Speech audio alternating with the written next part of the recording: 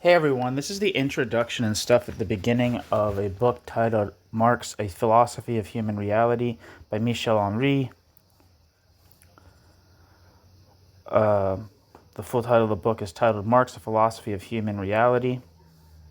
I'm reading this because it was referenced in Marx Worldwide. So I'm going to read the stuff at the beginning of the book, like the foreword, any forewords or prefaces, and then also the introduction. In the introduction and the junk at the beginning. So the table of contents. Introduction, the theory of Marx's text. 1. The critique of political essence, the 1843 manuscript. 2. The humanism of the young Marx. 3. The reduction of totalities. 4. The determination of reality. 5. The place of ideology. 6. The transcendental genesis of the economy. 7. The reality of economic reality. The radical reduction of capital to subjectivity. C equals 0. I don't know what that means. I don't know if that's a reference to constant, because lowercase c in Marx typically means constant capital equal to 0. So I don't know. Conclusion, socialism. Forward. This outstanding book, one of the first major studies of Marx's entire position, is notable for its unified reading within the scope of a single theory of the early philosophical and later predominantly economic aspects in terms of an underlying concept of human being.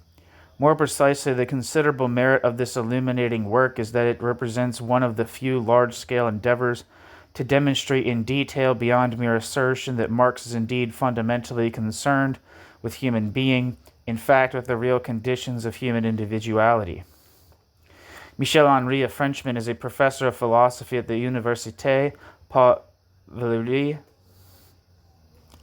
in Montpellier, France. His competence, like Sartre's, is both literary and philosophical. He's the author of 3 novels, Le Jeune Officier, which I think might be The Young Officer, L'amour, les yeux fermés, I have no idea what that translates that as 1976, La Fille du Roi, or Roy, 1981. The second novel was awarded the Prix Renaldo, one of the major French literary awards in a country where good writing is taken very seriously. As a philosopher, Henry has written a series of articles and 2 other books, and his own work has been the subject of a book-length study.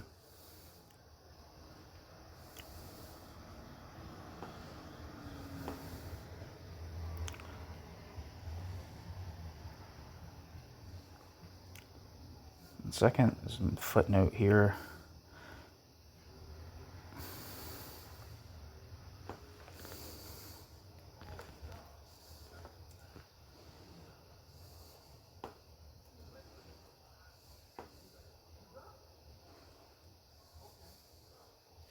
Come on.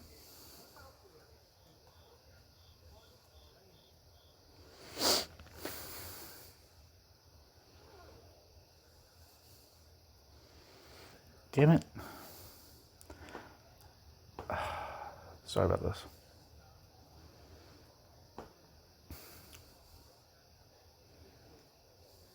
Okay, here we go.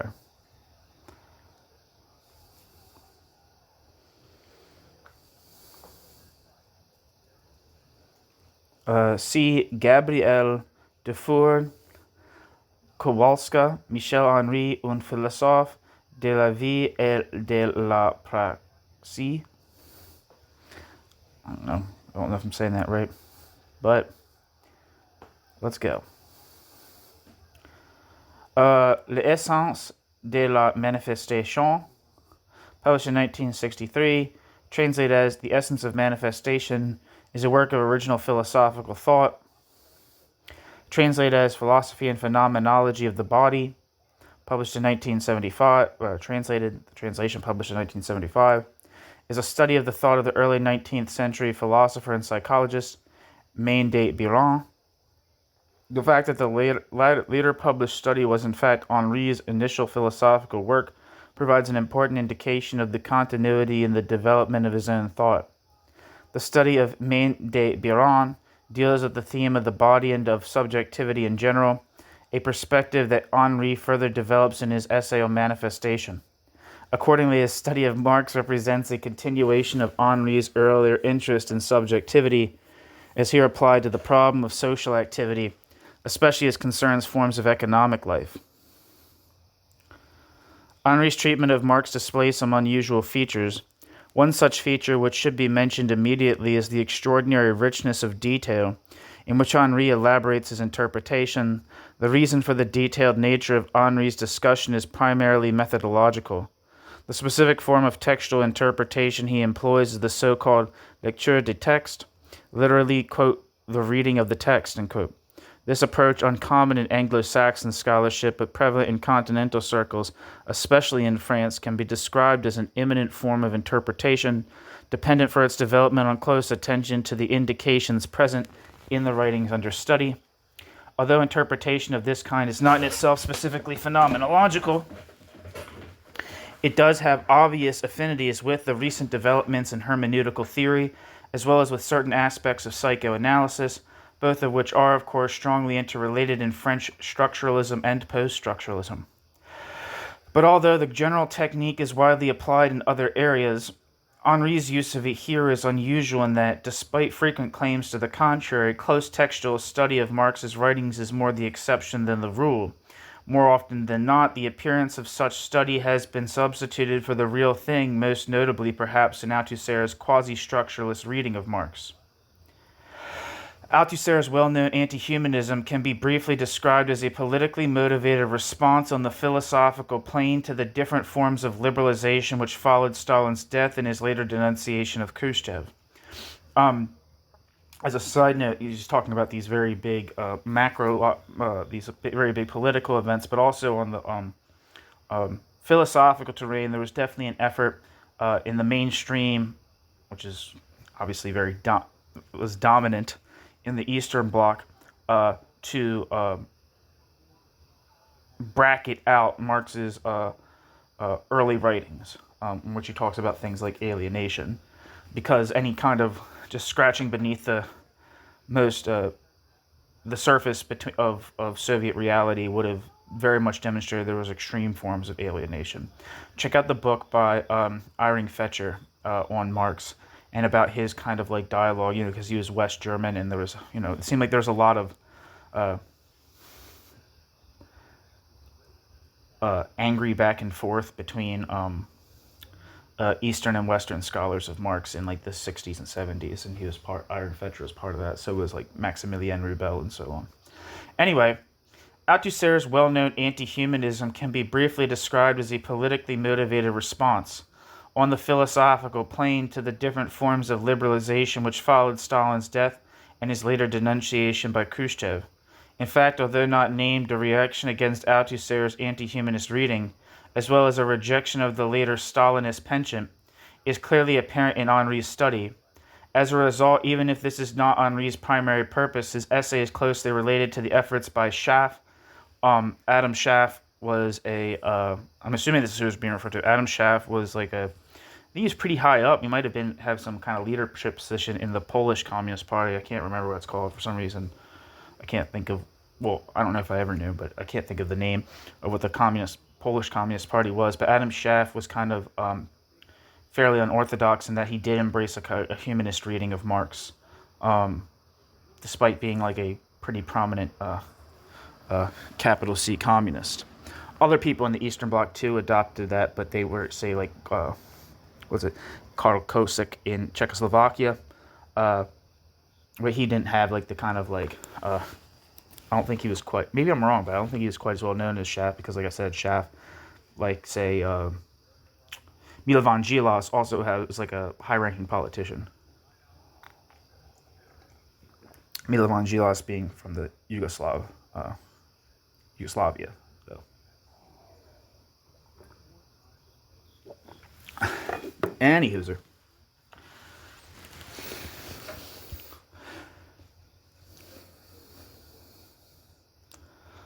As a result, even if this is not Henri's primary purpose, his essay is closely related to the efforts by Schaff and others to show that Althusser's supposedly strict textual reading of Marx's position is in fact largely fanciful. Henri begins his discussion with an intelligent inquiry into the conditions of the interpretation of Marx's writings, a problem all too often treated parenthetically or passed over in silence, although it is crucial for the comprehension of the writings for several reasons, including their close relation to political doctrine. Here we can isolate three main themes. Marxism, to begin with, is polemically defined by Henri as the series of misunderstandings concerning Marx's position. This claim, for which he does not explicitly argue, is, to say the least, controversial. It can, however, be supported by the historical accident of the tardy publication of such important Marxian texts as the Paris manuscripts and the Grundrisse. In the context of the Marx debate, this fact means that a number of Marx's major writings were unavailable to those who early on claimed to speak in his name and whose views subsequently exercised a decisive influence on the shape of Marxism. Nevertheless, Marxists, including Engels, Lenin, and others, have never hesitated to invoke Marx's authority as the justification for their own views. In recent years, however, there has been an increasing emphasis in the discussion, for instance, by Kolakowski, like a Polish Marxist humanist. I think he became like an anti-communist and something of a right-winger, maybe like a liberal or something like that. That's who Kolakowski is. On important areas of disagreement between Marx on the one hand and various Marxists on the other. He wrote the big thing, like I think it's like Main Currents in Marxism. It's a big fat book about the history of Marxism. The inference which follows is that Marx's views should be interpreted solely in terms of his own text, not through the eyes of his self-appointed political heirs. In stressing the difference between Marx's view and Marxism in this controversial manner, Henri helps to remove, and if not to remove, at least to reduce a tremendous obstacle to the grasp of Marx's thought. Second, Henri insists, Marx's theory is primarily a philosophical position. This assertion, for which Henri argues only indirectly in the course of his interpretation, is of course highly charged in the context of Marx scholarship, especially from the Marxist perspective, as a moment's reflection will show. Since Engels, there has been a widespread emphasis on the alleged discontinuity between philosophy, which is assimilated to mere ideology in a manner not found in Marx's writings, and Marxism, which is held either to be science or as in the views of Engels, Lenin, and Althusser, or at least to be non-philosophical in character, as in the writings of Lukács and Korsch. Against this background, Henri's emphatic claim that Marx's position is philosophy, a view which has been heard with increasing frequency in the recent discussion, represents a denial of the adequacy of treating Marx's views as other than philosophical, and this claim further affects the evaluation of the Marxian position, which, to the extent that it is philosophy, as Henri and others insist, must be judged in terms of the preceding philosophical tradition, from which it differs in degree but not in kind, and which can hence no longer merely be ignored as has mainly been the case in the Marx discussion. The first and second theses, although important, function in Henri's interpretation in prolegomental fashion, namely as conditions necessary to the elaboration of the overall argument. Henri's basic point is expressed in his third thesis, to whose demonstration the book as a whole is devoted, to wit, that Marx's fundamental insight concerns a theory of praxis. The suggestion itself is not novel, since it is one of the oldest themes in Marx scholarship, present at least since the end of the 19th century.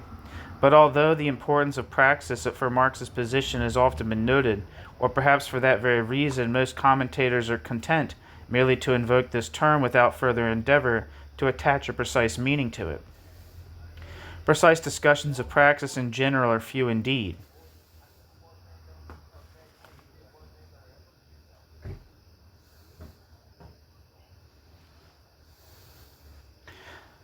Footnote.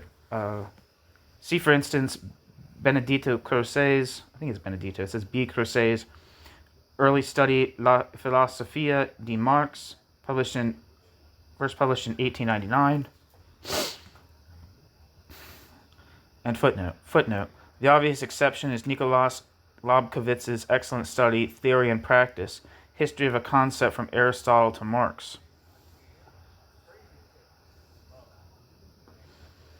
That sounds like an interesting book.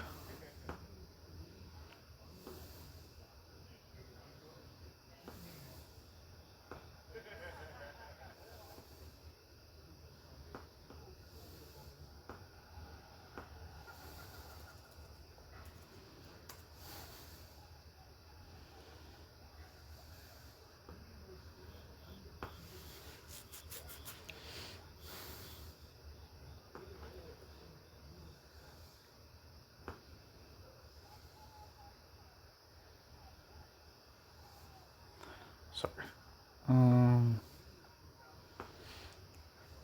End footnote.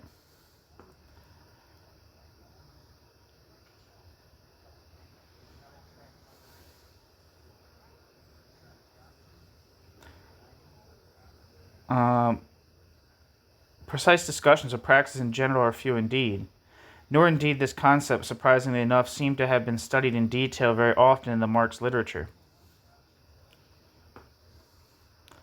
Footnote. Other than Henri's book, perhaps the most complete recent contribution to our understanding of Marx's view of praxis is found in Klaus Hartmann's book, although it is not directly focused on this aspect of Marx's view.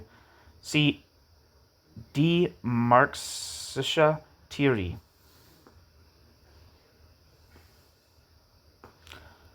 Published in 1970.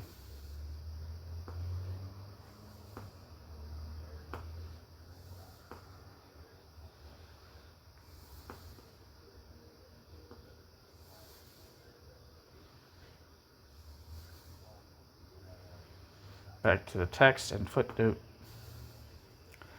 It is accordingly a major merit of Henri's work that, if it does not definitively complete the inquiry into the concept of praxis in Marx's thought, it carries our comprehension of this aspect of the position much farther than has previously been possible, and it does so often in new and interesting ways. How does Henri understand Marx's concept of praxis? In broadest terms, Henri suggests that from the philosophical angle of vision, Marx's contribution is to substitute for the traditional view of the individual, as defined by its consciousness, a concept of the real person as producer and consumer located in a social world. In his view of praxis, in other words, Marx proposes a view of human being in terms of the activity of the person in the social context. This view is, according to Henri, highly unlike that presented more often in the modern philosophical tradition, in theories either uninterested in or incapable of grasping the concrete social context or the person's role in it. This point is important for both Marx studies and for philosophy in general. Henri's analysis of the Marxian concept of human being gains in interest when seen against the backdrop provided by the debate concerning it in this recent literature. In this debate, the most diverse claims have been made, such as that Marx's view of the individual is the focus of his position, that a view of individuality is absent and must be supplied lest the position, quote, collapse, unquote, Sartre,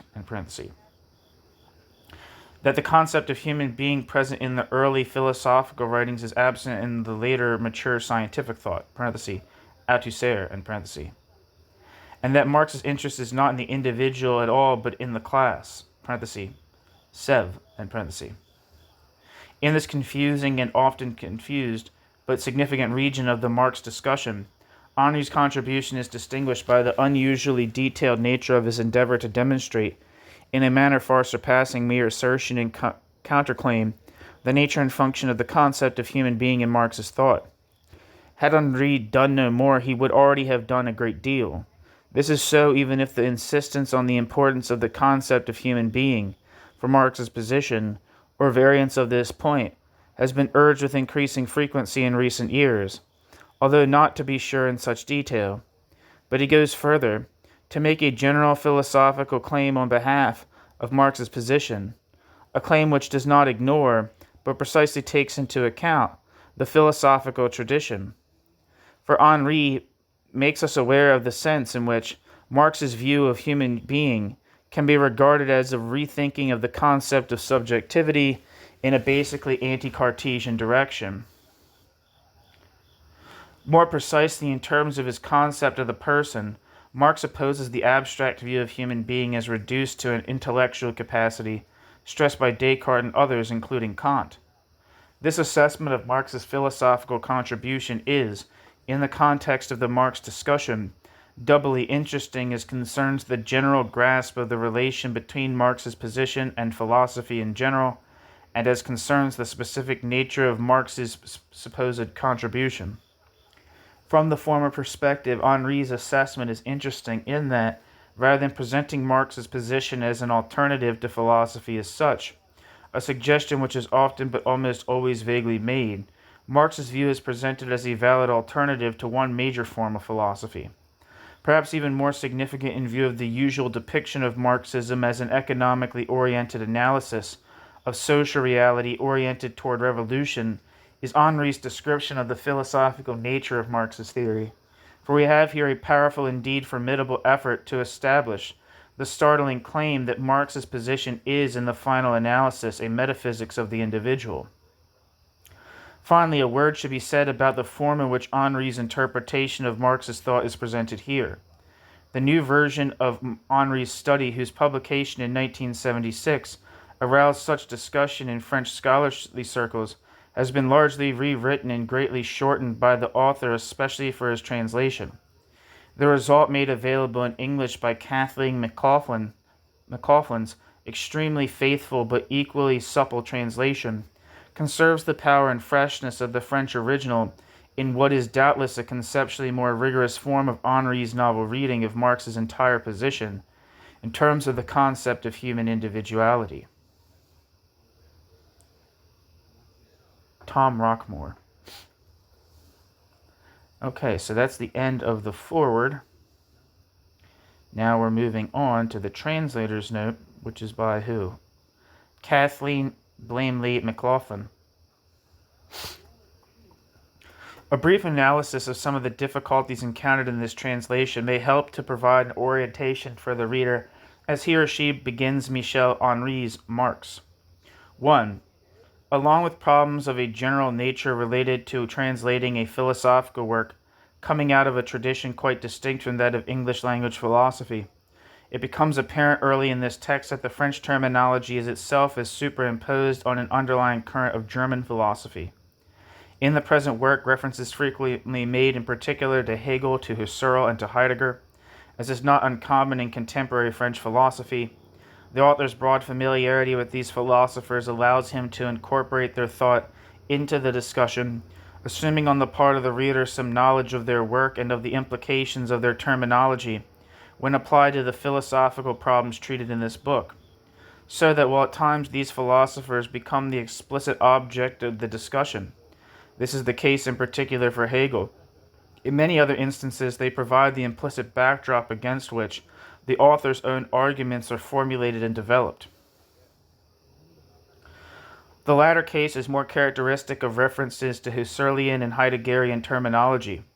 For example, in coining the term, quote, historial, to contrast with, quote, histoire, reference is made to the Heideggerian meditation on meditation on history, and to the collusion there between the terms Geschichte, Geschehen, Geschick. For Henri, then, quote, historial, end quote, is an internal history as opposed to the external science of history, an essential history which also involves the notion of destiny. Husserl's phenomenology underlies a great deal of the discussion, and readers familiar with Husserlian terminology will find that it is at once borrowed and transformed by Henri in this work.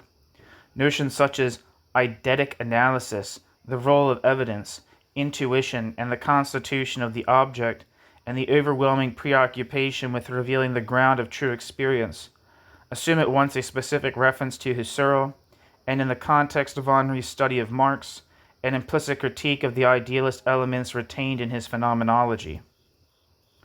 Of course, notes and parenthetical remarks are insufficient to establish the full context within which the author is working.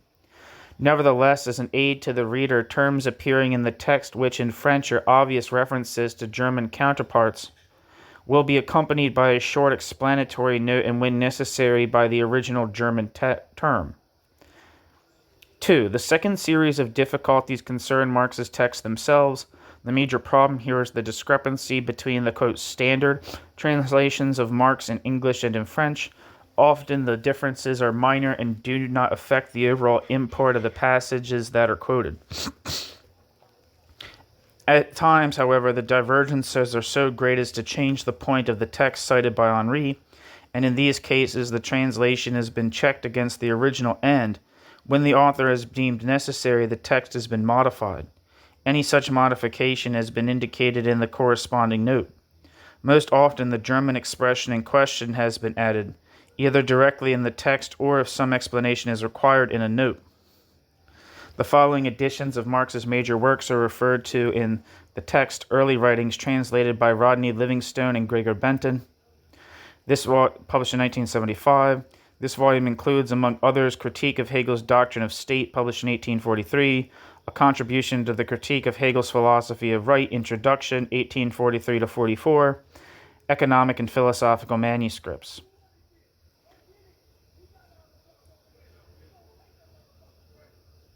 Surveys from Exile, 1974. This volume includes, among other texts, The Class Struggles in France, 1848 to 1850, translated by Paul Jackson, The 18th Brumaire of Louis Bonaparte, translated by Ben Fawkes, The Revolution of 1848, published in 1974, including Manifesto of the Communist Party, translated by Samuel Moore, The Poverty of Philosophy, published with International Publishers, 1963, a contribution to the Critique of Political Economy, translated by S.W. Vyazantskaya, edited by Maurice Dobbs, published in 1970. Marx and Engels, The Holy Family, published in 1975, translated by Richard Dixon and Clemens Dutt. Marx and Engels, The German Ideology, published with Progress Publishers, 1976.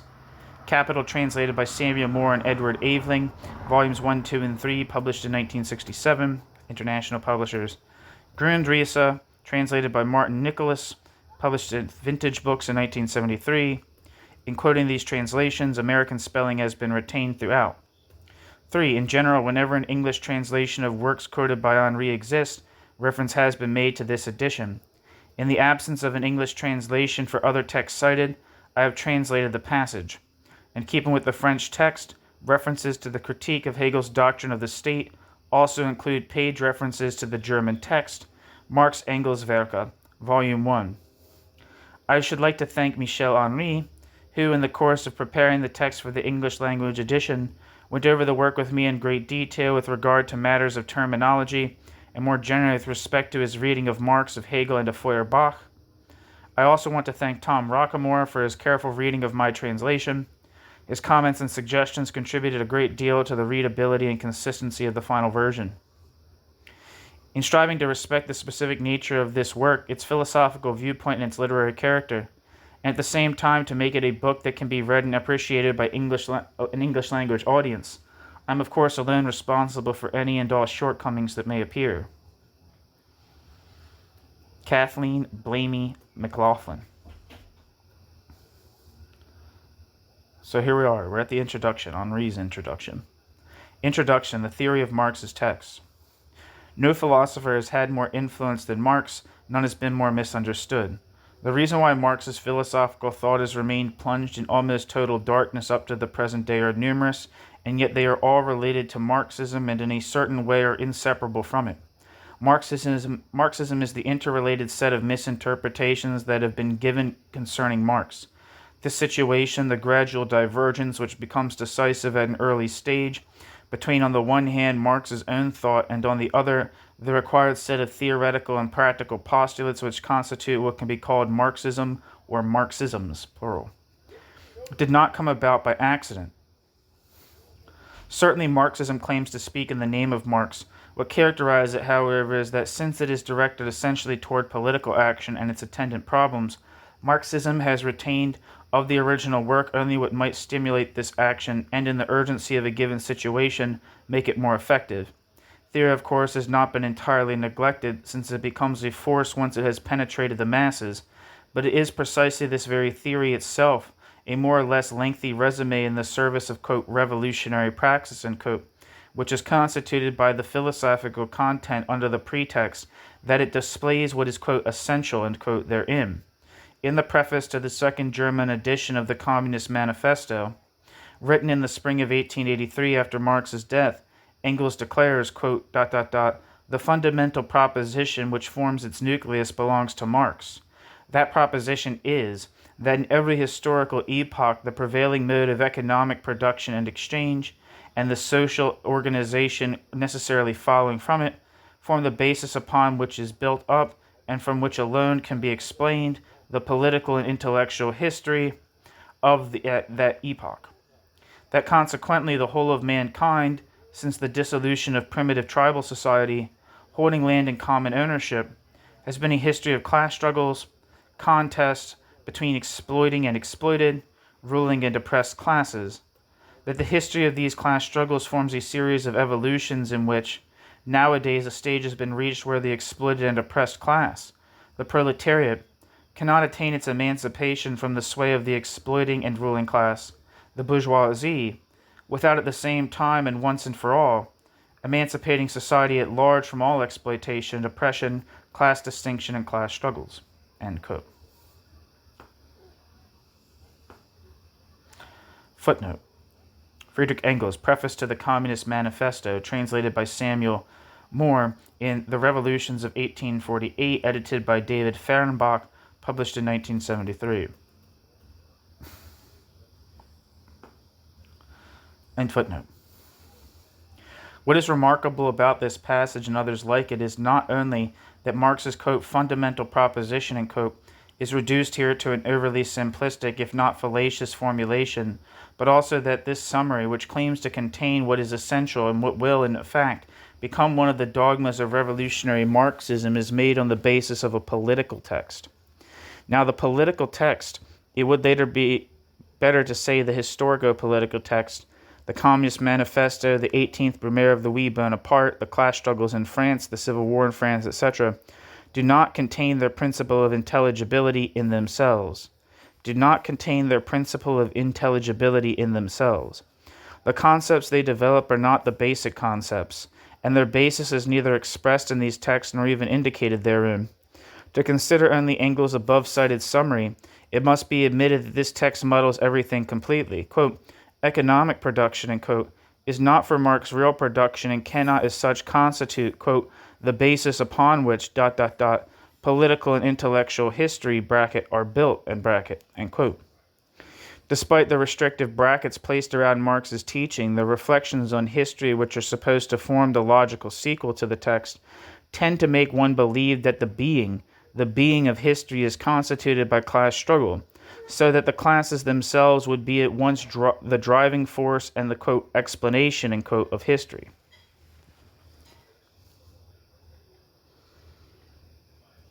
What is passed over in silence in this external summary is the origin of the classes, the fact that, far from constituting a principle on the level of being or of knowledge, they are themselves founded on and referred to a productive principle, naturans, and one of the accomplishments of Marx's philosophy was precisely to bring this relationship to light. The now classical interpretation of history as, quote, the history of class struggle, end quote, is not just an overly general approximation. It is purely and simply mistaken if, as we shall show, in Marx the concept of class is foreign to the, quote, fundamental, end quote, theory of history. In the concepts which enter into the political text have, therefore, only a limited significance relative to the function they serve in these texts.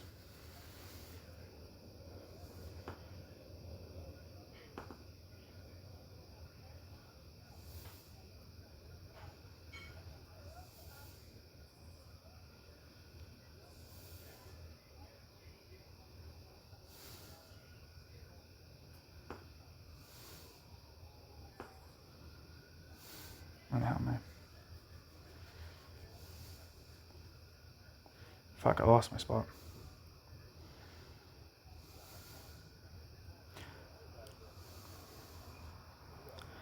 The concepts which enter into the political text have, therefore, only a limited significance relative to the function they serve in these texts. Philosophically, they refer to their own proper theory, formulated explicitly by Marx. We shall term philosophical those texts that contain this ultimate theory and that define it. Marx himself indicates the outer bounds of the significance attaching to political writings when, in reference to his participation in the First Geneva Congress, he writes to Kugelmann on the 9th of November 1866, quote, I neither was able nor did I want to go, but I wrote the program for the London delegates. I purposely limited it to points that would meet with immediate agreement and would allow a concerted action on the part of the workers, points that reply directly to the needs of the class struggle and to the organization of the workers into classes, and that stimulate them to do so, end quote. Marx. Let us add that the political texts are addressed to a wide public and that here Marx once again returns to being a writer. Hegelian rhetoric flourishes once more, all the more freely as these texts were hastily written. This is notably the case for the 18th Brumaire of Louis Bonaparte, written for an American newspaper. Here we find more than simply the writer's tics of Hegel's most brilliant student. And yet these are Hegelian concepts which then make their reappearance. And this not without reason. Indeed, insofar as what is at issue is history, and not the theory of history, what matters are social formations, and the concepts used to formulate them, which have in every instance as their object a general reality, its structural formation, its distinction and internal oppositions, belong philosophically to an ontology of the universal to which they secretly refer. It is on this basis that the strange analogy which appears between the political writings and the early writings is founded. In this way, one can explain the fact that after the decline of scientific positivism, a certain type of Marxism was able to envisage, basing itself conjointly on both sets of writings. From Hegel to Marxism, the genealogy is then only too blindingly obvious. In each we find the same primacy of the universal, of the general, of the political or social essence, of the dialectic, of negation and revolution, of the internal movement, of being or of society, itself understood as a unique essence, at work at the heart of all things.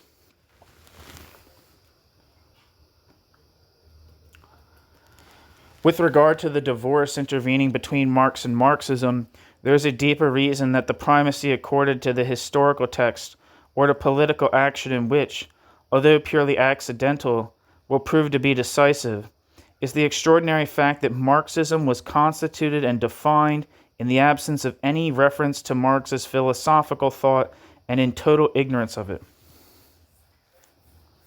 I'm going to repeat that sentence because there's a lot of italics in it. With regard to the divorce intervening between Marx and Marxism, there is a deeper reason than the primacy accorded to the historical text or to political action, which, although purely accidental, will prove to be decisive. Sorry. Trying to fix this chair. It is the extraordinary fact that Marxism was constituted and defined in the absence of any reference to Marx's philosophical thought and in total ignorance of it. Plekhanov, Lenin, Stalin, and so many others had no knowledge of the 1844 economic and philosophical manuscripts, nor in particular of the German ideology, which were not published until 1932, that is to say, at a time when, quote, dialectical materialism, end quote, had already been presented as a finished doctrine. Let us go even further. Engels, who sided, we might say, the German ideology with Marx, remains in fact totally unrelated to the fundamental philosophical content which unfolds in this explosive text. To be convinced of this, one has only to compare the original with the summary Engels gives it after Marx's death in his Ludwig Feuerbach and the end of classical German philosophy. The two texts have nothing in common. On the one hand, Engels' summary includes extremely serious historical errors, since he reverses the order of Feuerbach's and Stirner's influence on Marx, which alone is sufficient to render unintelligible the internal development of Marx's thought during these critical years. Further, we see how in place of the brilliant and decisive intuitions of the German ideology, which return the concept of being as it has dominated Western thought since ancient Greece, and unsettle the philosophical horizon within which this thought has always moved, Engels substitutes an exasperatingly dull, banal discourse, which, at the very most, marks as a return to the immediate and superficial past, to the materialism of Feuerbach, and to that of the 18th century. And yet even this materialism, just as the idealism which is naively opposed to it, is presented in such an external form that any possible philosophical sense is lost. Here we find statements like the following, quote, thus the question of the relation of thinking to being, the philosophy of the spirit to nature, bracket is, in bracket, the paramount question of the whole of philosophy. ... The great answers which the philosophers gave to this question split them into two great camps. Those who asserted the primacy of spirit to nature, ... comprised the camp of idealism. The others, who regarded nature as primary, belonging to the various schools of materialism. End quote. Engels, Ludwig Feuerbach, and the End of Classical German Philosophy. If you're interested in these questions, I'd highly recommend the book by Z.A. Jordan that I have on this channel. And footnote. These lines would not be worth citing in any event. There is no statement corresponding to them either in the German ideology or in Marx's entire corpus. If they had not been quoted by Lenin in his article on Marxism, where they are followed by assertions of this sort, quote, after 1844 to 45, this was the period when his ideas were being formed. Marx was a materialist and more particularly an adept of Feuerbach, whose weaknesses later appeared to Marx to reside solely in the lack of rigor and in the insufficient scope of his materialism. The, quote, epoch-making and, quote, worldwide historical importance of Feuerbach stemmed precisely, according to Marx, from his break with Hegel's idealism and from the affirmation of materialism. ... End quote. And that quote's from in David Ryazanov, Marx un penseur et révolutionnaire.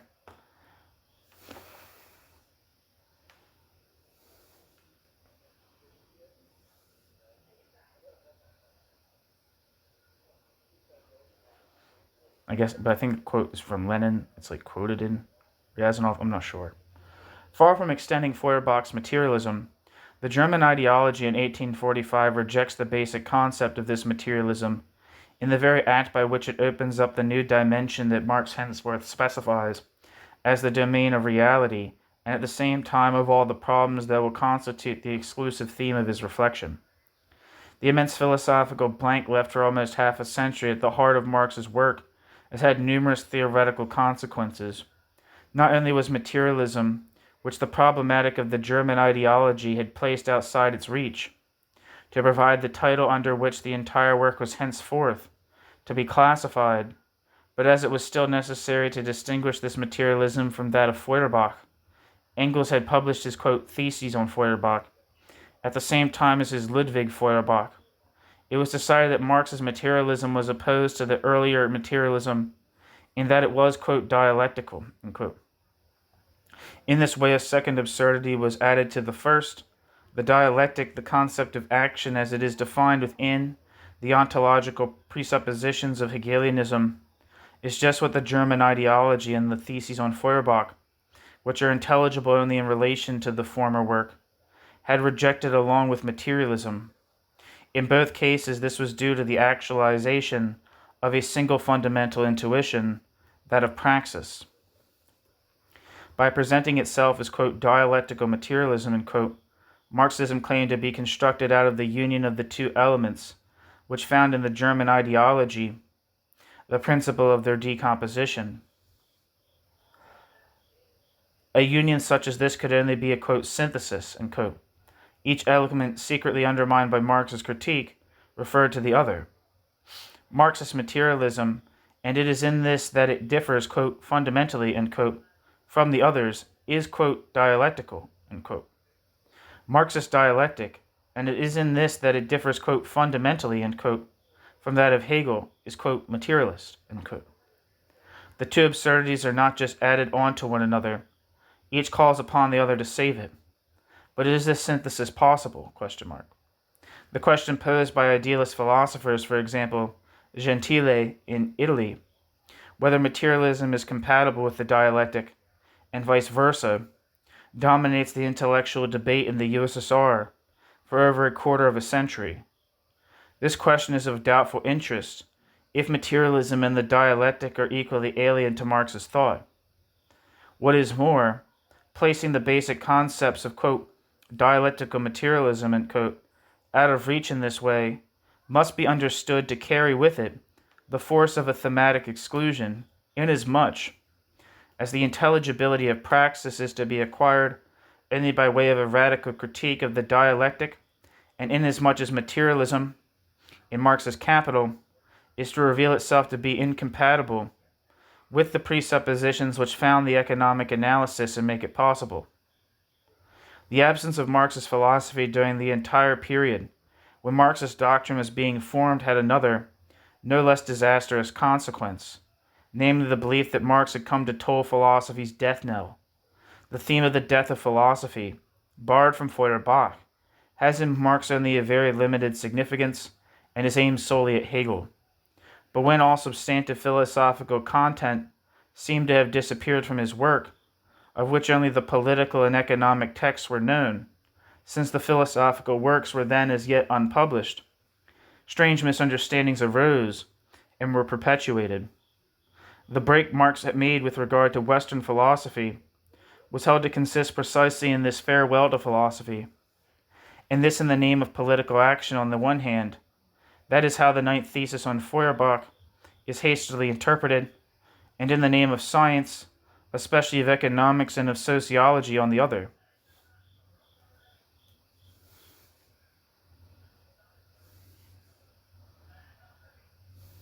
Sorry, let me repeat that. I accidentally pressed the wrong button.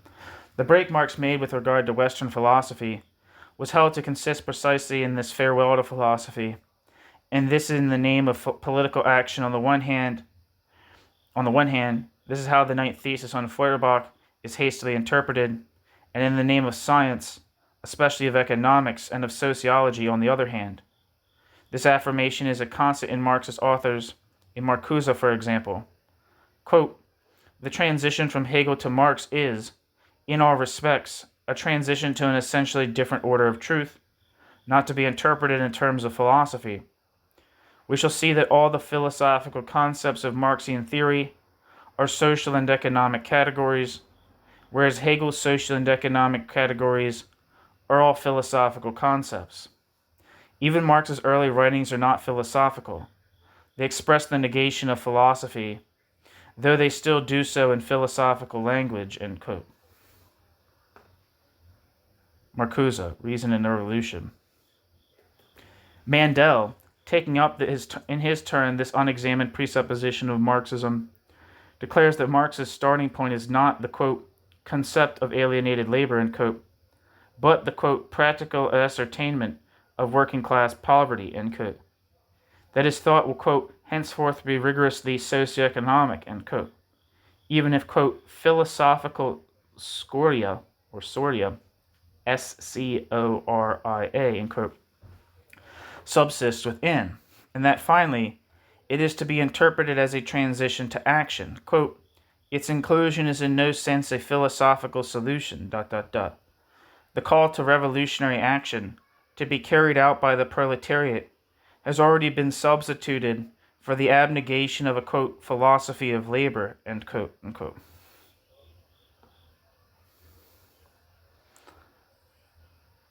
And those quotes are from Mandel's The Formation of Marx's Economic Thought, the first chapter of which is on this channel.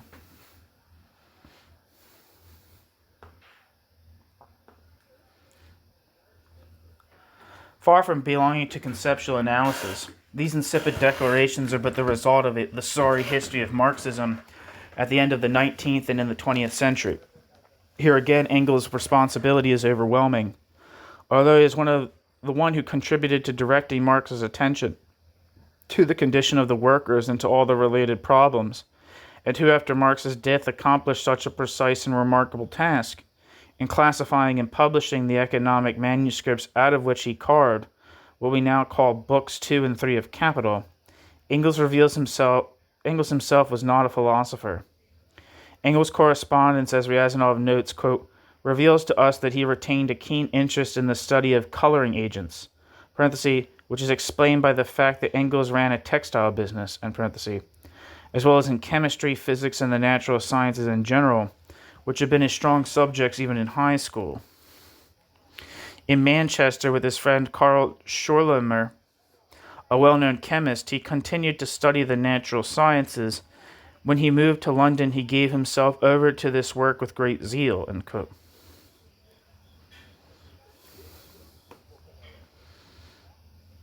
Ryazanov.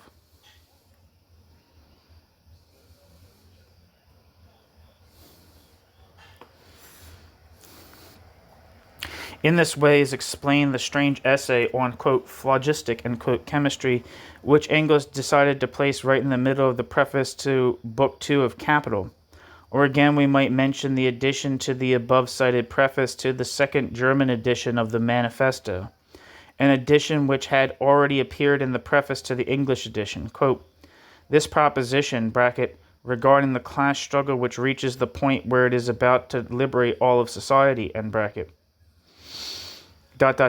in my opinion, is destined to do for history what Darwin's theory has done for biology, ... end quote.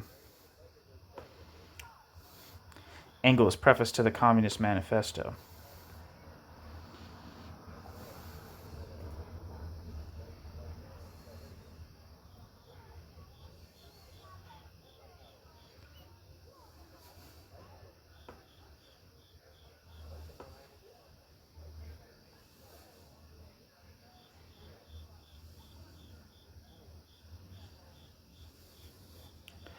Considerations such as these, which appeared to be only incidental, contain the premises of the subsequent evolution of Marxism. Not only do we see the dawning of the decisive role played by Darwinism, with which Marxism will strive to agree, as is shown, for example, in this text by Enrico Ferri. Who the fuck is Enrico Ferri?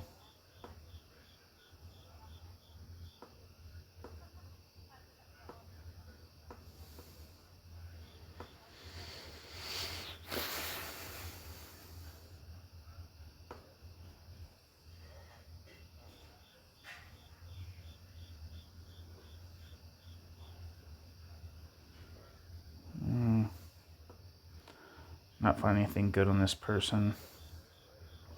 Anyway, quote, what is this famous, quote, class struggle, unquote, which Marx revealed as the positive key to human history, if not the Darwinian law of the, quote, struggle for life, end quote, transferred from individuals to collectivities, end quote.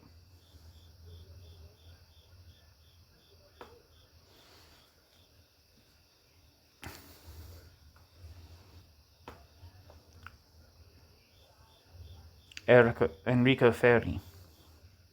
More than the emergence of a science or of particular scientific theories, however, what is remarkable in Engels' indications, as in the subjects and titles of some of his manuscripts,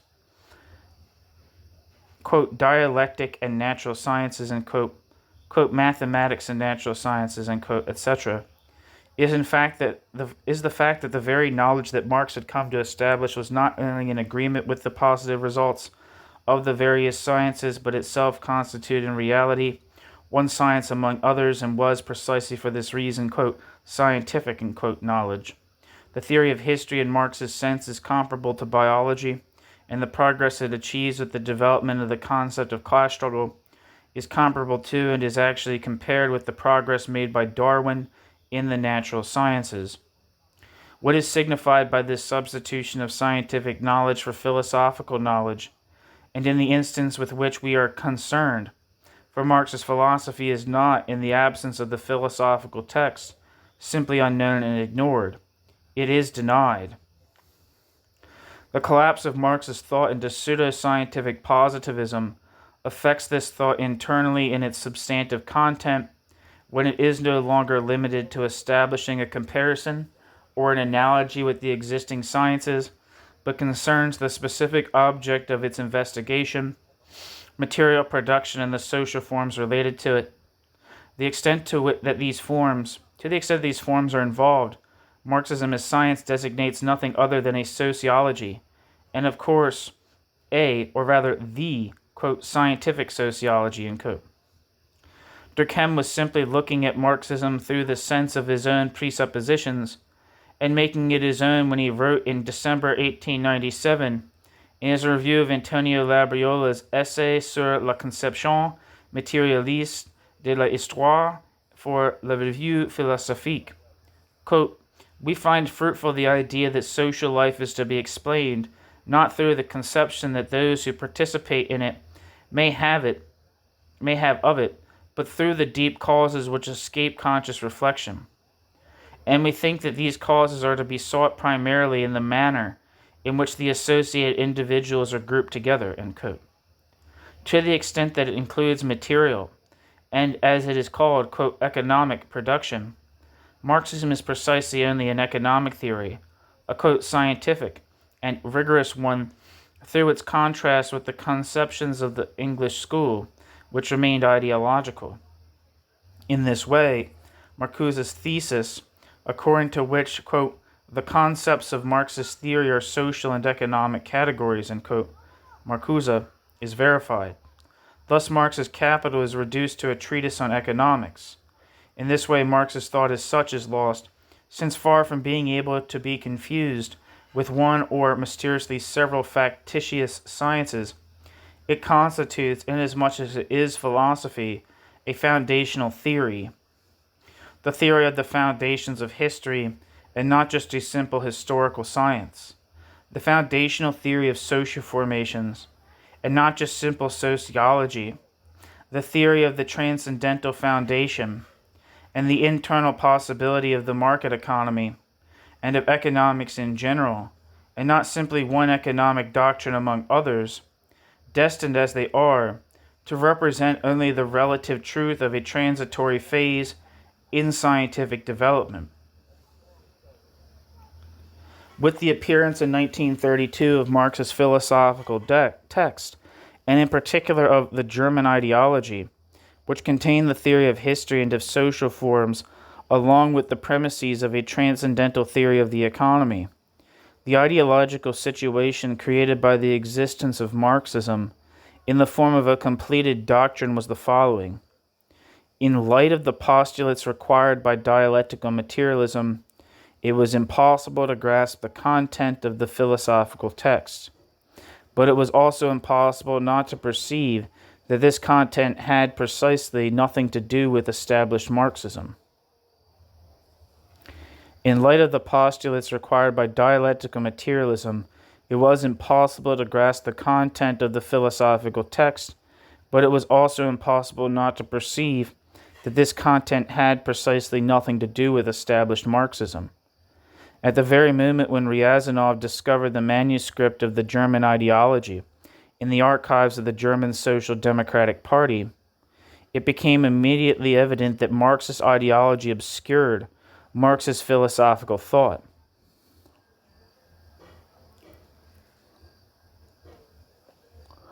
On the one hand, Ryazanov understood the decisive importance of the discovery he had just made, since the link that was missing between the early writings, which conformed at least in appearance to Feuerbachian humanism, and the works of maturity was at last re-established, and a new reading of Marx was now possible.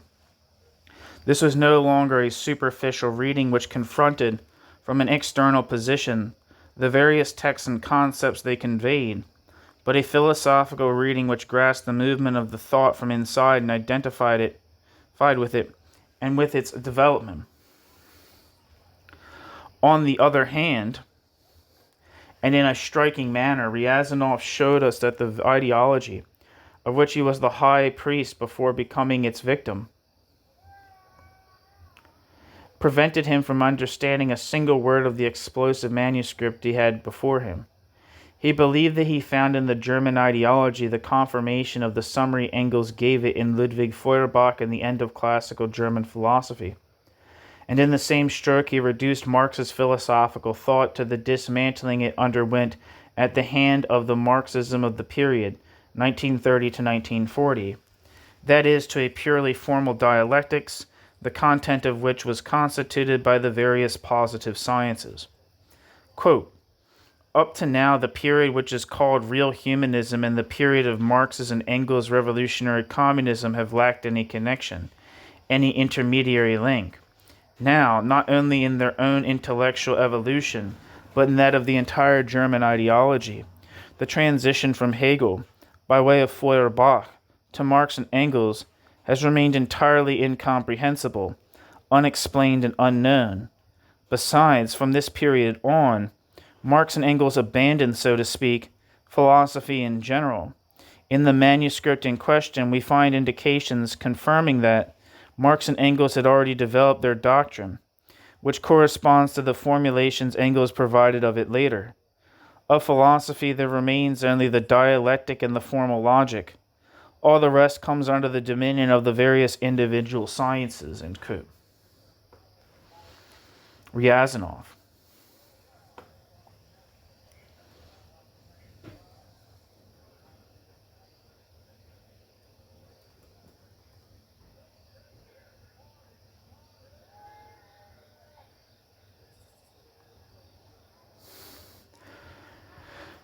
Whereas in Ryazanov, the Marxist ideology placed in contact with Marx's philosophical texts continued naively to accept their content, or it seemed to be their content. An analysis of this content soon made apparent the irreducibility of the latter to the former. This is the start of a long story, the tragicomic story in which the incompatibility of Marxist philosophical thought with Marxism is at once revealed and hidden, in which the latter does away with the former. As to the comic passages in this story, let us cite as examples the remarks made by Lucien Goldmann, which were inspired by the publication date of the German ideology. This is explained, according to our author, by the fact that in the eyes of Engels, who was knowledgeable in such matters, this text was of no interest whatsoever. Quote, thus Engels, at a time when he no longer had any problem having a text published, considered that the German ideology offered no major interest for publication, end quote.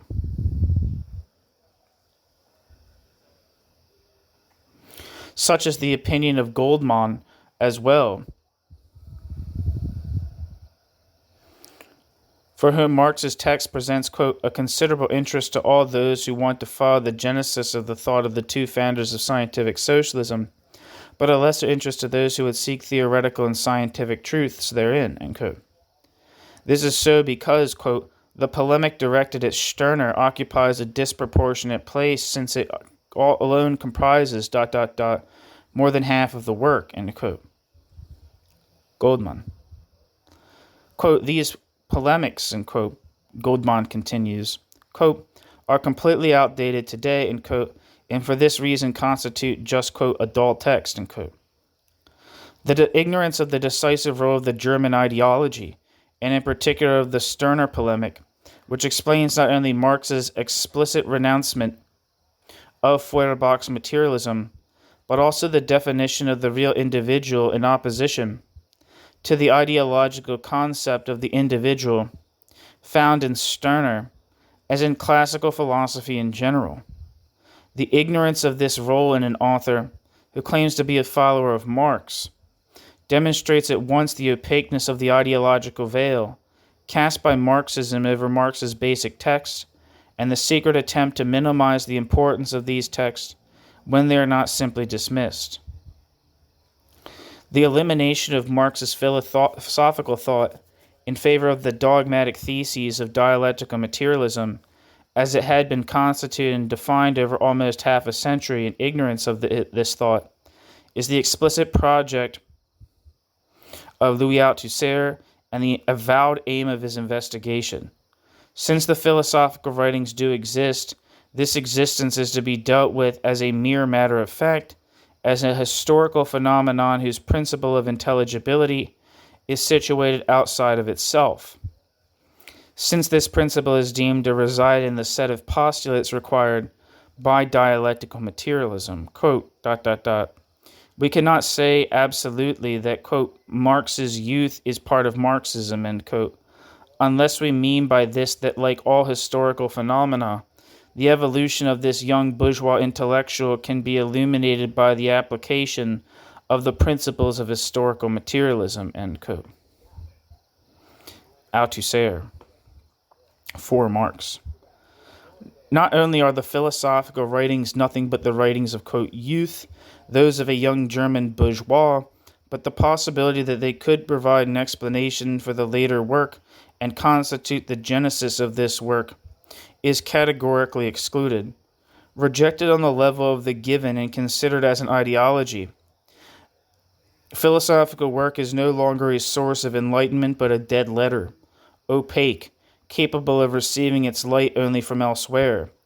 Between what enlightens and what is enlightened, the break is radical indeed, and such that, on the one side, we find only ideological concepts, and, on the other, the set of scientific concepts which constitute the, quote, theory. The ideological concepts are unusable. Their only possible use consists in providing an object for the application of Marxist theory. Marx's philosophy is sent to the chopping block in order to give the knife of dialectical materialist critique the opportunity to put its blade to work. If the 1844 economic and philosophical manuscripts form a, quote, privileged object, end quote, this is because they, quote, provide the Marxist theory of ideology with an excellent opportunity to exercise and test its method, end quote. Althusser for Marx. Between what the philosophical manuscripts says, between what the philosophical manuscripts say, between their explicit immanent meaning and their, quote, genuine, end quote, sense, the sense conferred upon them by Marx's theory, and which is apparent only in terms of this theory, the split is so great that we are actually dealing with two different discourses, one of which is false and the other true. If, for example, we want to understand the evolution of Marx's thought during the course of the tremendous theoretical labor by means of which, rejecting successively both Hegel and Feuerbach, both idealism and materialism, this thought attains its own identity through a development which is precisely that of its successive intuitions, a development which is the very movement of this thought, which it experiences, of which it is conscious, and which it recognizes as such. This self-consciousness reached by Marx is here simply not what is to be taken into account or even taken seriously. Marx's thought is considered no proof of itself. It provides no criterion. It is no judge, but instead it is judged, submitted to the criterion of an alien thought. Quote, of course, the quotation in which Marx himself attests to and locates this break, parenthesis, quote, we resolved, to settle accounts with our erstwhile philosophical conscience, end quote, end parenthesis, in 1845 at the level of the German ideology, bracket, cannot, end bracket, be treated as a proof of the existence of the break and a definition of its location. The examination of the status of this declaration called for a theory and a method, the Marxist theoretical concepts, in which the reality of theoretical formations in general, parenthesis, philosophical ideologies and science, in parenthesis, can be considered, must be applied to Marx himself, end quote. Althusser.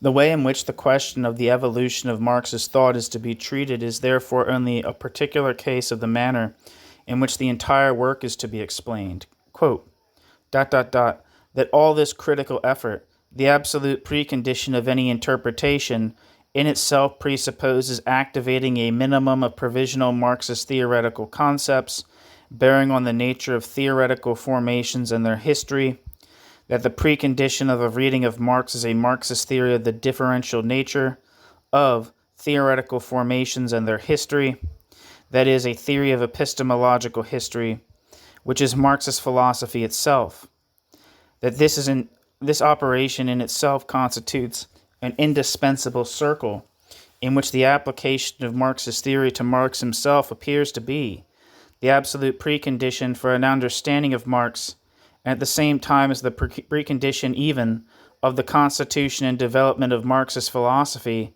so much is clear. End quote. Althusser. Too clear. Quote, a theory which enables us to see clearly in Marx, is in fact simply Marxist philosophy itself, end quote. Althusser. The methodological prescription of this, quote, critical reading of Marx then finds its precise formulation, quote, let us return to Lenin and thence to Marx, end quote. Althusser for Marx. The so-called rereading thus does no more than to repeat what Marxism has always done. A thought of genius is to be measured by the yardstick of an elementary catechism.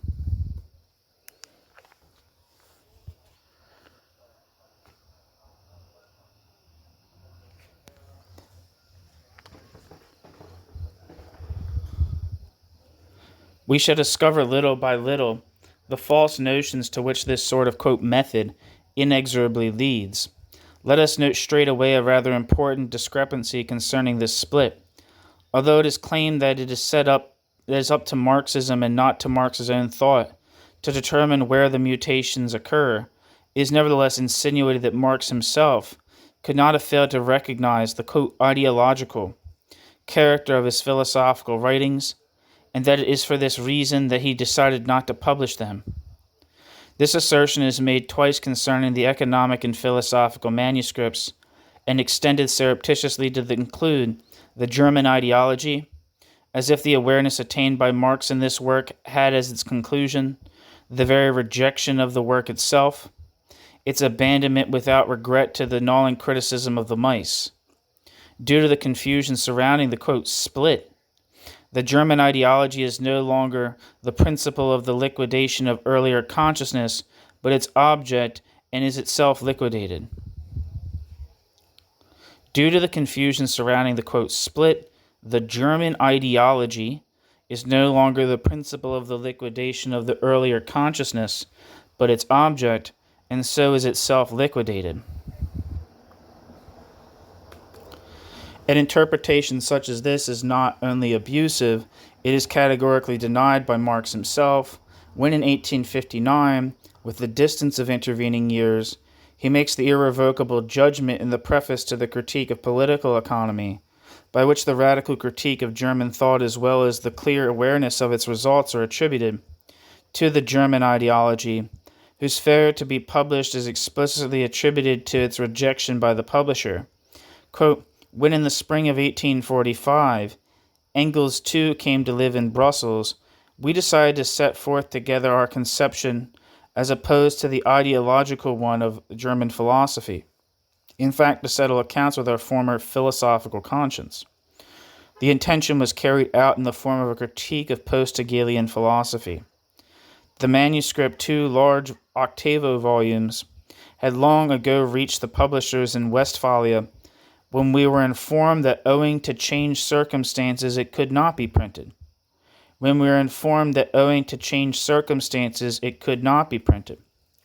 We abandoned the manuscript to the gnawing criticism of the mice, all the more willingly, since we had achieved our main purpose, self-clarification.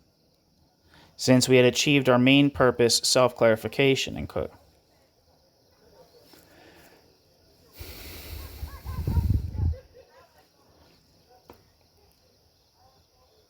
Marx, a contribution to the Critique of Political Economy.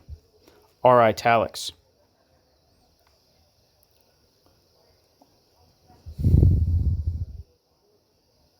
Footnote, we know, moreover, that for more than a year Marx and Engels did everything that they could to have their work published. End footnote.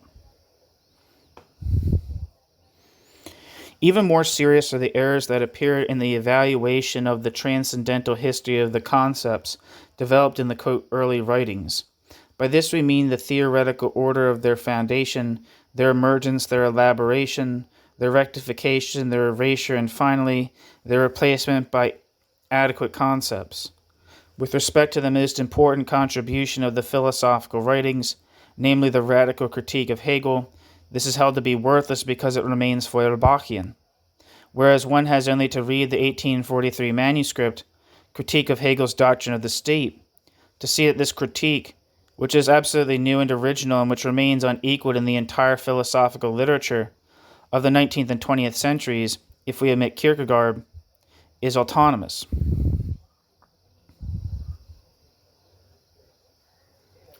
The Feuerbachian themes appear only at the end of the text in question, as a borrowed element foreign to its content, and as a solution brought in from outside to a problem which Marx himself had not yet resolved.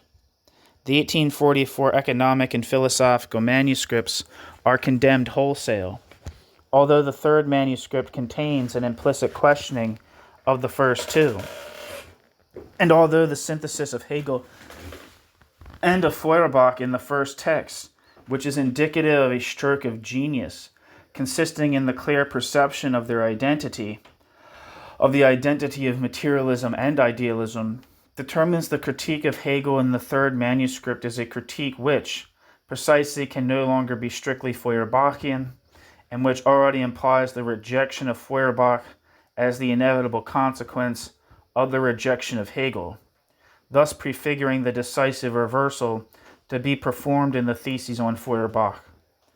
The sense of this reversal, by which the philosophical content of Marx's thought is acquired and defined, is lost when the crucial distinction between praxis and theory, reduced to an ideological distinction, is robbed of all importance, and when one reserves the right to distort this thought completely by claiming to reduce it, and Marxism along with it, to epistemology, or better yet, quote, to a theory of epistemological history, end quote.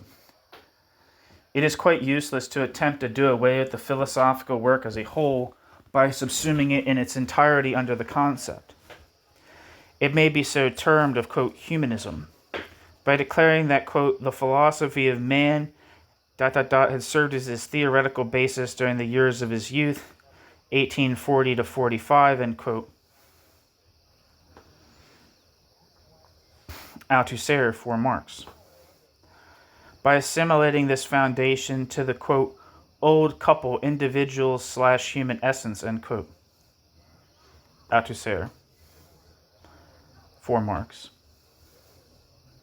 As if the rejection of the latter meant equally the exclusion of the former, and the definition of all individual reality as ideological, whereas the collapse of the ontology of the universal, of Geltungswesen, and of human essence was conveyed in 1845 by the sudden appearance at the heart of the problematic of, quote, living individuals, end quote, in terms of which the real presuppositions of history are defined, whereas humanism, as we shall see, is itself equivocal in the extreme, to the point of being contradictory.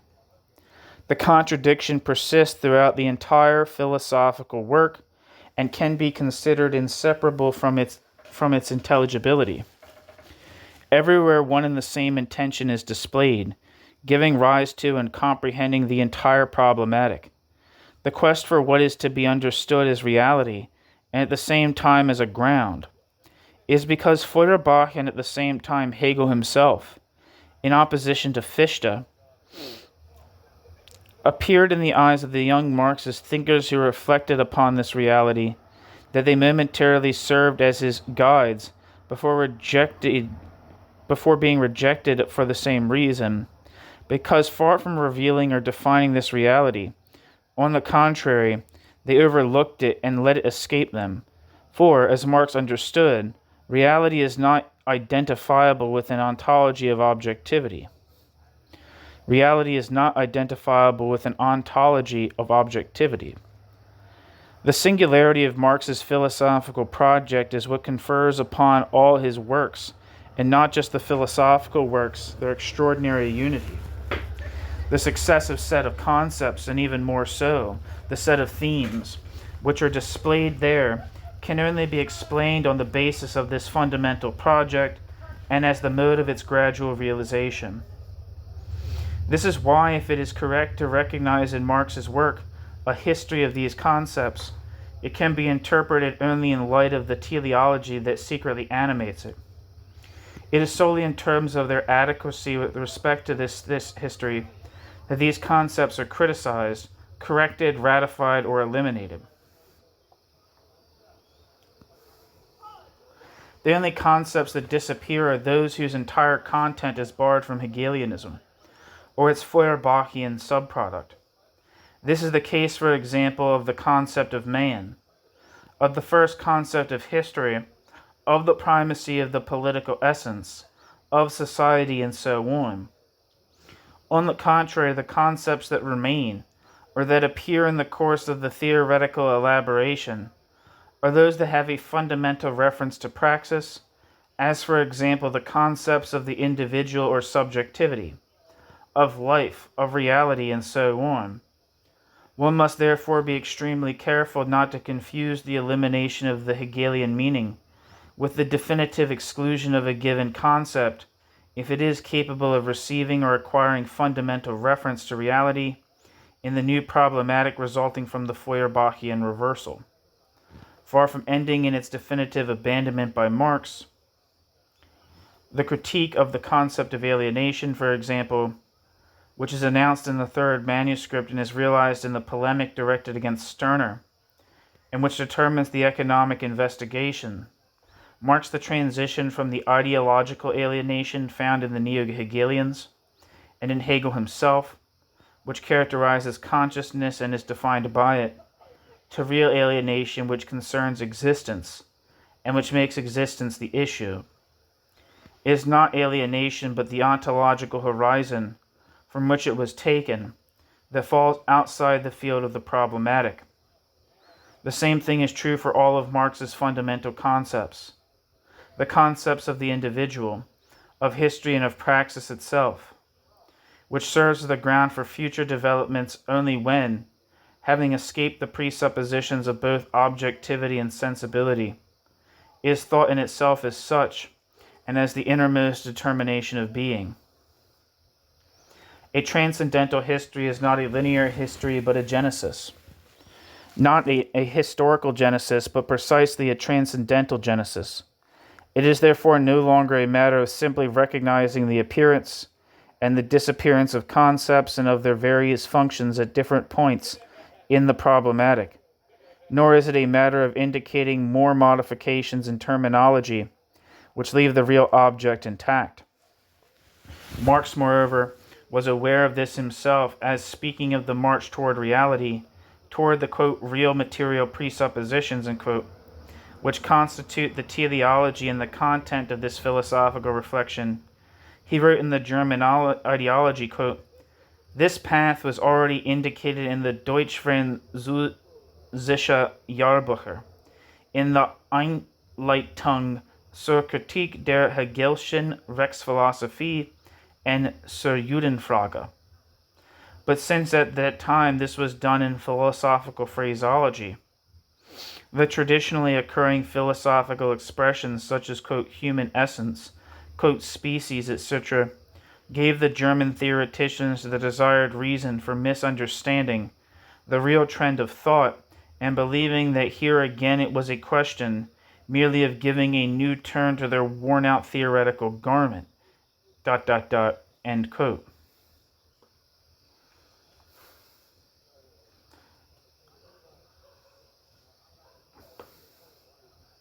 The German ideology. A transcendental history of concepts reflects this march toward reality and presents the results in a systematic manner. Far from being restricted to ascertaining the order of the succession of the concepts, it establishes the order of their foundation and performs the radical discrimination between ultimate concepts, that is, founding concepts, and those that have their foundation in the former. Concepts that accompany one another in Marx's work, those found, for example, in the same text, are by no means situated on the same plane.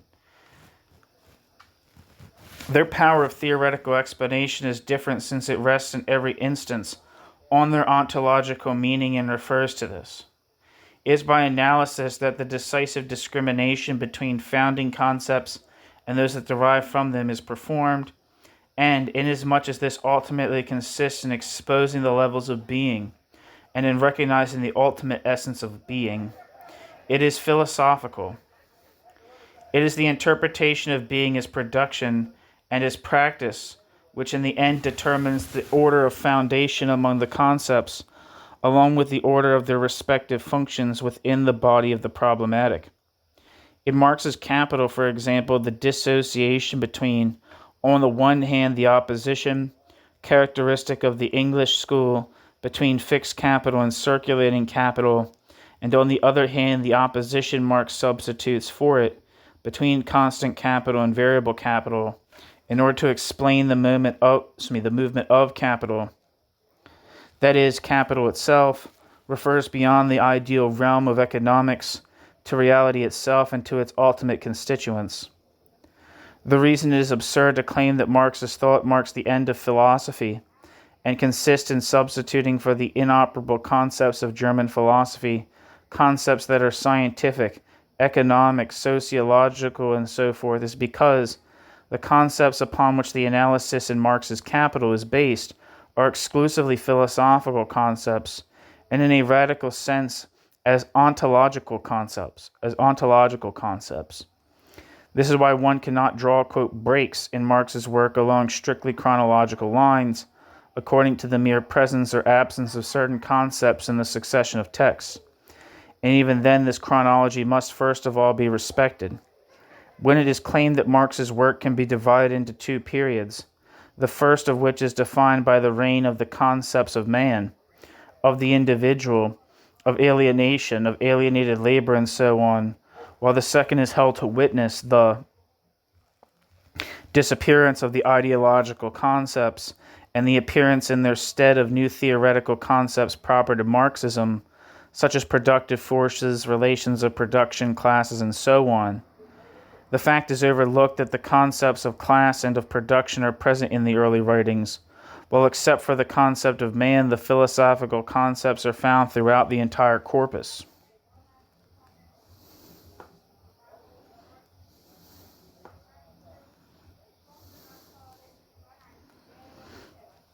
The only question of interest to a transcendental history, and not a simple history, of the concepts of Marx's thought is the question of determining the fundamental concepts and the relation that is established between the different concepts, inasmuch as it is philosophically founded. Now, what appears with respect to a question such as this is that the concepts of productive forces, of social classes, and so forth, the fundamental concepts of Marxism, are by no means the fundamental concepts of Marx's thought. Now, what appears with respect to a question such as this is that the concepts of productive forces, of social classes, and so forth, the fundamental concepts of Marxism, are by no means the fundamental concepts of Marx's thought. This means just as the realities they designate are not original ones on the level of being, so too they are as concepts, incapable of providing the premises for theoretical analysis. We then see in the economic work the reversal of the relation established between the scientific, economic, social, historical, etc. concepts on the one hand, and on the other, the philosophical concepts. Far from disappearing from the problematic, the latter are presented there as foundational concepts. And this is not just by accident. If indeed the general concepts are robbed of their substance, when the ontological horizon of Hegelianism falls outside the field of Marx's thought. Productive forces and social classes are neither primary realities nor principles of explanation, but instead they are precisely what has to be explained, mere terms to be analyzed. Productive forces and social classes are neither primary realities nor principles of explanation, but instead they are precisely what has to be explained, mere terms to be analyzed. The entire aim of Marx is to show that the problematic of productive forces, for example, ends in their decomposition in the subjective element of individual praxis, which alone founds value and accounts for the capitalist system, while the objective element plays only an illusory and purely negative role in the history of the essence, historial, historial, of capitalism. Footnote: by the term historial, with its Heideggerian overtones, the author refers to an internal history, to an unfolding of essential determinations, in this case those essential to capitalism, which also involves the notion of destiny. Translator. End footnote. The history of the subjectivity of these forces is their own history, the history of capitalism, the history of the world. The history of subjectivity of these forces is their own history, the history of capitalism, the history of the world. In the same way, the classes imply a productive principle, a naturans, and subsequently a genealogy which, as we shall see, also has its origin in praxis. Situating these forces or these classes at the origin of the analysis, hypostatizing them and even the capitalist regime itself as naturans, generating all that is produced within it, is to reverse the order of explanation, to substitute for Marx's thought its resume by Engels and by Lenin, the old catechism which is only too familiar under the already faded colors of, quote, structuralism, unquote. The preceding indications are intended to serve only as a rough outline of our approach. No theory of text could ever precede a reading of the text in question as their condition, but instead can only result from this reading. The epoch of Marxism is but the negative condition of this reading. It could be epoche, as was being referred to, but footnote. The phenomenological term epoche means putting in parentheses, bracketing, translator, and footnote. On the positive side, an understanding of Marxist thought consists, as we have suggested, in repeating the intuitions and the fundamental evidences found there. Footnote. Evidences is to be taken in the phenomenological sense of that which is brought into the clear light of consciousness given in itself. End footnote. Repeated in this way is reactualizing the meanings which together for Marx's work. Repeating in this way is reactualizing the meanings which together form Marx's work. In the course of this reactivation, the evidences and their actual phenomenological content are not simply represented anew to the gaze of philosophical reflection.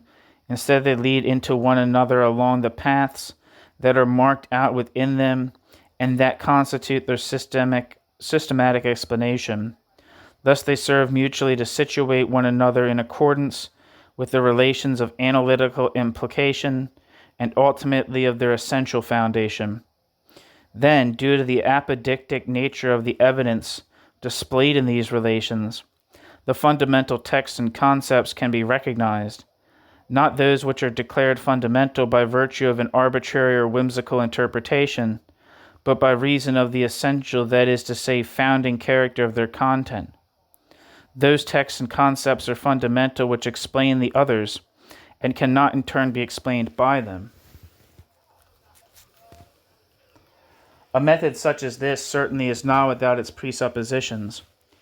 In brief, it implies that Marxist thought not be treated as an ideology, that is to say, that it is to be grasped in and through itself, through its own intuitions and evidences, precisely in the act of repeating these, and not in the form of a causal explanation, that is, a set of theoretical propositions external to the intrinsic content of this thought and different from it.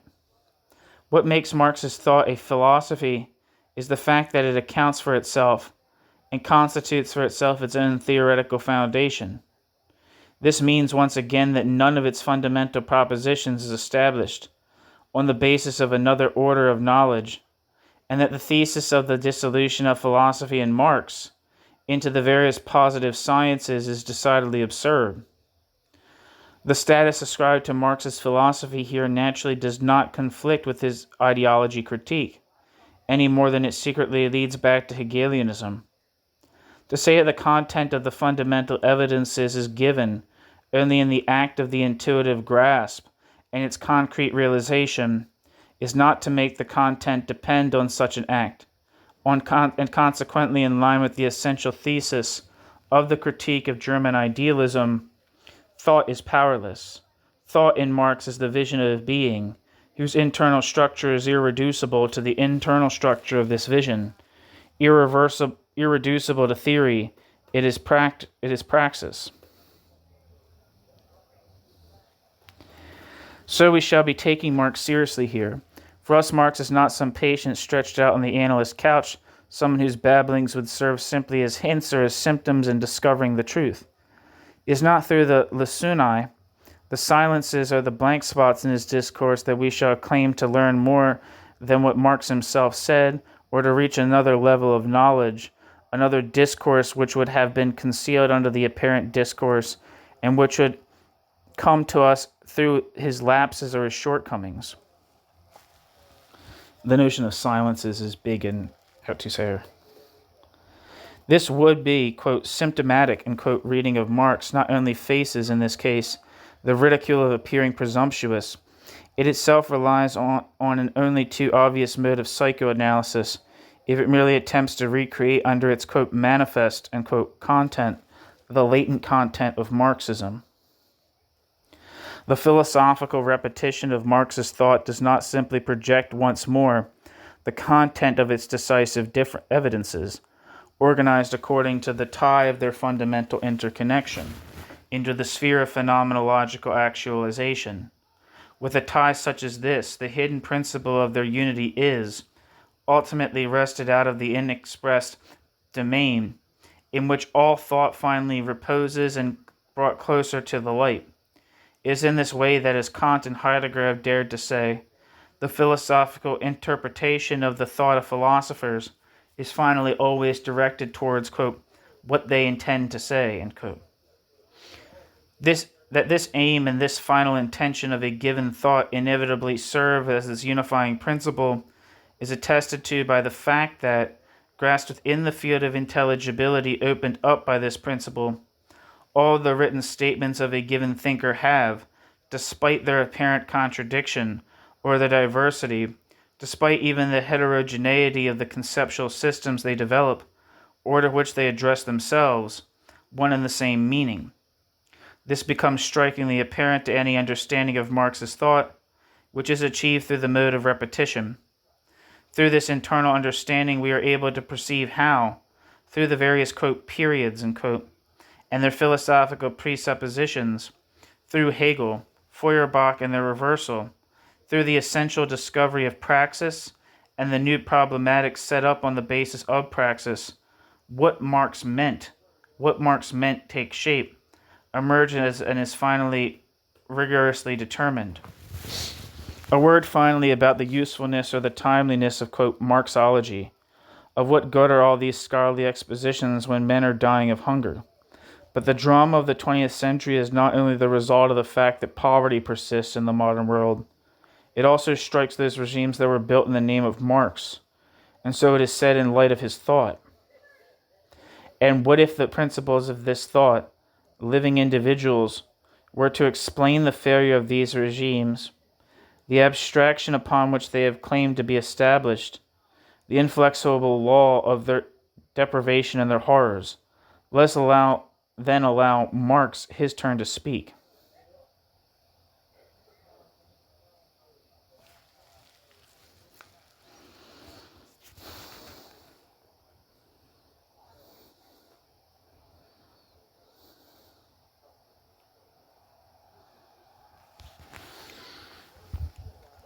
Okay, so that is the end of the introduction to